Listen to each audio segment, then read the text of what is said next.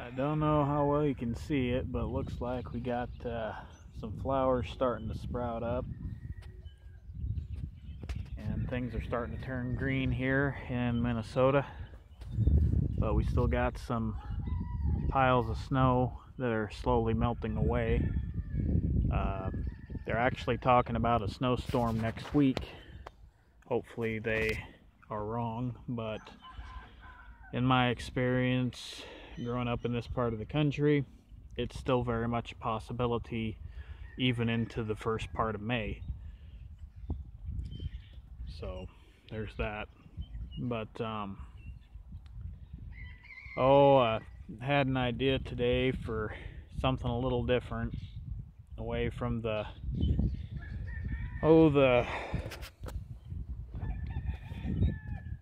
book reviews and that kind of thing, and I'm still using the walker.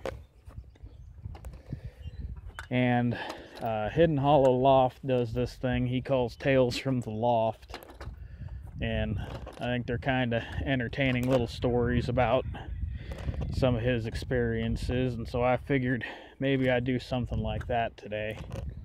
So I don't have a fancy title for this little deal, and the footage might be a little jerky as I walk along here with this walker, but I'm gonna tell you some road trip stories, because as I've told guys I used to work with, I said a lot of the road trips I went on involved chickens or birds growing up, and even when I was in my 20s. So one trip in particular I'll start off with. I was in college, and I'd been in contact with a man who had the same bloodline of Morgan Whitehackles as me, and he offered me a pullet as long as I'd come get her. So Christmas break came around, and my girlfriend and I hopped in her Explorer, and we drove from Minneapolis straight through to northern part of Illinois. And by the time we got there, it was noon. His kids were sick, and it was 12 degrees below freezing in the sun. It was a sunny day out. And I got my pullet, and then he started showing me all these other birds, and I ended up with a stag that was gull over Morgan Whitehackle. And so those were the two birds I got from there.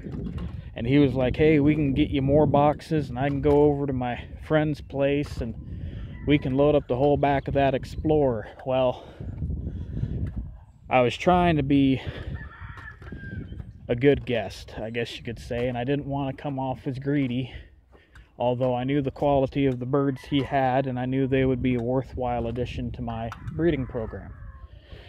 So I took the two birds, and we loaded up from Illinois and drove them straight through that day still, all the way to Nebraska, and dropped them off at my folks' place. We slept there that night, and then headed back to Minnesota in the morning. Now, the next year, I was supposed to go to his place the weekend of July 4th, and I was going to pick up some more birds then. But unfortunately, I wasn't able to attend, and my brother got in a wreck with his pickup that same day. So, I didn't let the guy know or anything, and not too long after that, I got word that he had moved out of the Continental 48 and took all his birds with him. So my chance at those birds was gone. Another time I went on a trip was to Topeka, Kansas. Now the story on that was, there's this old gentleman in Topeka who was a champion master, actually, breeder of Polish Bantams. I might have talked about him before, but he calls me up, and I'm back home on summer vacation from college, and he says, I'm getting too old, and you're one of the people I've talked to the most about some of these color projects over the years. Would you be interested in taking them over?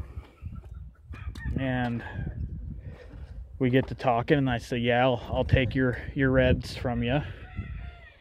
And then he offers me his white cresteds as well. And at first I didn't want to take them, but my mom kind of talked me into it. And the trip down there, it was super, super hot. And when I pulled up, I couldn't believe that his place was where it was. It was right in the suburbs. You'd never know there was chickens there. And that's because his chicken coops were all inside of a 2-car garage that was attached to his house. And I hauled home so many cages of bantams. I don't even remember how many, but it was hundreds probably. And I took his breeding stock, all the young birds. I took feeders, waterers, everything that he could get into that car, he sent home with me. The only thing he didn't send home was his white-crested khakis that were his full-grown birds. And the reason for that was that fall, we were going to have a qualifying meet for the American Bantam Association in Indiana, and he needed those birds to enter to qualify them for acceptance. So that fall, again, I left for college, and I drove clear out to Indianapolis. And we went to the show, and it was one of the biggest poultry shows they've had in the U.S. in like the recorded history of poultry shows. I never even got to see everything that was there, not even close to it. But once the show was done, I ended up hauling home every single white-crested khaki he had there back to the farm. So Indianapolis is the furthest east I've ever gone, and Topeka is the furthest south. Now, the furthest north was another summer in college, and this was back when egg bid was a thing. And a friend of mine up in Michigan had a friend who was selling off a bunch of his large fowl cochins. And back then I had large fowl cochins because I basically had everything. So I asked my friend, how good are they? And he said, well, they seem good to me, but the thing of it is my friend was not too well versed in cochins. And we decided to make a trip of it, and I think this was a 4th of July weekend also, now that I think about it. And so I drove from Nebraska to Green Bay, Wisconsin, which was the home of my college girlfriend's family. Stayed there a night, and then the following day, we got up and we decided to go to my friend's place. Now, my friend lives in Lower Michigan. Instead of taking a shorter route, we went through Wisconsin and up through the very top of northern Michigan, what they call the UP, because she wanted to show me where her family was from originally.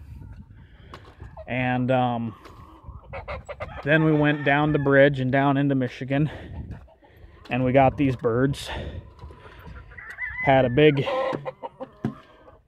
cage in the back of my GMC Jimmy, and we hauled them over to the edge of the lake, and then we took a ferry back across and then drove back up to Green Bay, and this is all in one day.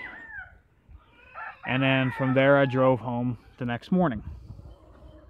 So that's the farthest north that I've been. Now the only exception is how farthest west I have been. And the answer for that is I was working at my old job, which if I haven't told you before, I used to put in commercial chain link fences for a living. And I did that for several years. And we had a job out in Hot Springs, South Dakota. Well, Hot Springs is out in the very southwestern corner, pretty much. And after that job, we had to shoot across into Wyoming to work on a gate for a trucking company. So that's the only direction that I have not traveled my personal farthest for a chicken. Other than that, the other 3 directions, it's all been chicken related. And there's been other trips too. There's a couple times I went up to Michigan and shown at a poultry show that was held in Frankenmuth, and I drive straight through from Nebraska to my friend's farm, and that was about a 14.5-hour drive from there, and then it was several more hours from his place to where the show was actually held. And I think the last time I went there, I bought an old 14-foot camper, completely gutted it, repainted it, fixed the windows and the lights, and between the birds I was showing and the adult birds I was selling and the young birds I was selling, I ended up taking about 400 birds to this show, and I ended up selling all but maybe half a dozen or a dozen of them while I was there. But I hadn't thought about it prior to going to the show that you couldn't keep your trailer at the fairgrounds. So, and it was getting to be late in the night, and I don't know how well you can see them guys through the plastic, so I apologize. But I was getting tired, and I wanted to go find a spot to crash for the night, and was in my dad's extended cab diesel pulling my trailer. So I pull into this camping ground with this camper, and there's other campers around, you know. And I ended up just finding this nice little spot and slept in the back seat of the pickup because the camper was so full of chickens. And it was not exactly the warmest, so by 5 in the morning the next morning, I was already back up and driving to the fairgrounds because I was waiting for him to open the gates so I could get in the building and warm up. But that was the last time I entered a big number of birds at a show. Like I said, I was selling out of most of what I had. And up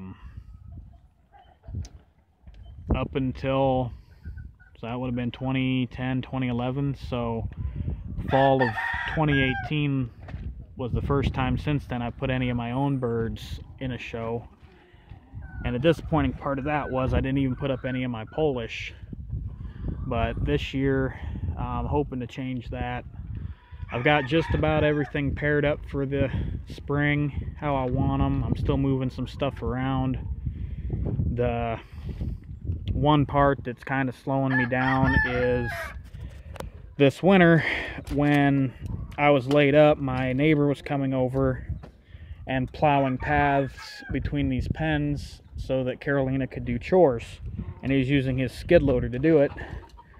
And I hadn't planned on bringing a skid loader between these pens, so they're kind of close together, and I've got a whole bunch of pens that need repair as a result, and I am in no condition to do it. So I'm hoping I can get somebody to do it. Unfortunately, most of my friends who are handy with a nail gun and a saw all live about an hour away. They're, you know, from my old job. But anyhow, hope this wasn't too boring. Maybe you got a good couple of laughs or thought reminded you of some road trips you've taken for a bird or two.